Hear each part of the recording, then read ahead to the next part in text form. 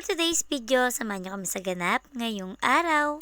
Kaya naman pala napagkalamig mga mare, paulan-ulan nga ang panahon. Kaya naman dahil malamig ang panahon, magkakape na nga kami ni Daddy. Ngayong araw nga pala mga mare, exam nga ni Kuya Kian. Sabi ko nga galingan niya sa exam niya. Nung makaalis nga si Kuya Kian mga mare, nag-umpisa na nga agad ako dito sa trabaho ko sa bahay. Day off ko nga pala ngayon, kaya naman marami akong magagawa panigurado. Pagkatapos ko nga mag-urong mga mare, pinunas-punasan ko nga muna itong lababo namin at ang dumi-dumi na. Pati nga tong kalan, nilinis ko na din para naman nga ako masarap magluto rito. Alam nyo naman yung mare nyo, hindi napapanatag pag hindi nga malinis yan. Hanggang kaila-ilaliman talaga ay pupunasan ko yan. Once a week nga lang ang day off ko, kaya ngayon ko lang nga magagawa ang mga gawain dito sa bahay ng maayos. Pagkatapos ko nga linisin itong kusina mga mare, magsisigang na nga ako nitong sinaing. At pagkasigang ko nga ng sinaing mga mare, ginaya ko na nga itong aming uulamin para sa umagahan. Ito na nga lang ang meron sa rep, kaya naman ito na nga lang yung iuulam namin. Habang nagsasaing nga ako mga mare, nagkape nga lang ako ulit at nagtinapay. O diba, puro kape?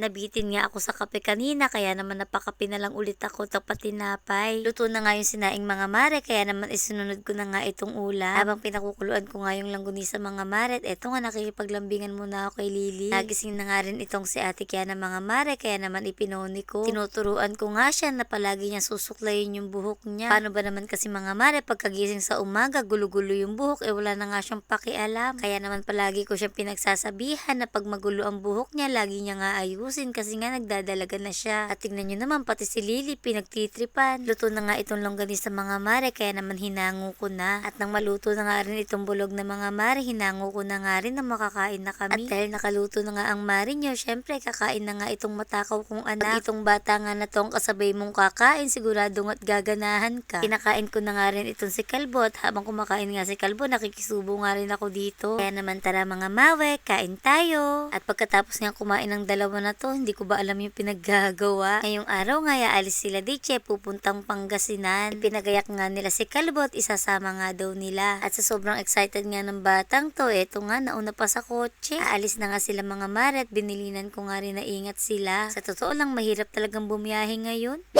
Kahapon nga may nabili ako nitong sweet corn. Tamang-tama nga may pangmerienda kami ngayon. Maluto nga ang mais mga mare, nilagyan ko nga lang ng butter at saka nitong cheese. Nilalagyan ko pa nga lang ng cheese yan mga mare, sobrang nananakam na ako. At first bite, shoot mare, ang init pa pala. Abay kahit nga mainit pa ang mais mga mare, nilalantakan ko na. Bandang hapon nga inaya ko si Daddy sa palengke at bibili nga kami ng pan-dynamite. May importante nga lang ako na pagbibigyan. Fast forward, nandito na nga kami at nakabili na nga kami nitong sili. Medyo nagtagal pa nga kami dyan dahil namili nga ako ng mga diretso. After namin bumili ng sili mga mare, bibili naman nga ako dito ng giniling. Mas masarap nga daw sa dynamite ang giniling. Tamang-tama nga kako, may cheese pang natira sa bahay, kaya naman idadagdag ko na lang. After ko nga makabili ng giniling mga mare, naghanap naman kami ng mantika. Isa na nga rin ang mantika sa sinadya ko rito. May nagpa-order kasi ng price dun sa trabaho ko, kaya naman napabili ako. Okay naman din nga kako at paborito rin yun ng mga bata. Bumili nga lang ako dyan mga mare ng kalahating litro. Grabe nga at ang mahal na rin pala ng mantika ngayon. Namili nga lang ako ng hindi ganong malabo. At ito ang kasama namin, namamalengke pa kunyari, wala naman siyang pambili. Natagalan pa nga kami dito mga mare at hindi makakita si ate ng kalahating litrong tingin. Pero buti na nga lang may naligaw pang isa, kaya naman umuwi na rin kami. At i-fast forward na nga natin yan mga mare, nakauwi na nga kami at eto nga si Ate Kiana, nalutuan ko na ng price. Kapag nagmimerienda nga sila ng kuya niya, kami naman ni Daddy magkakape na naman. At yun lang muna mga mare for today's videos. Bye!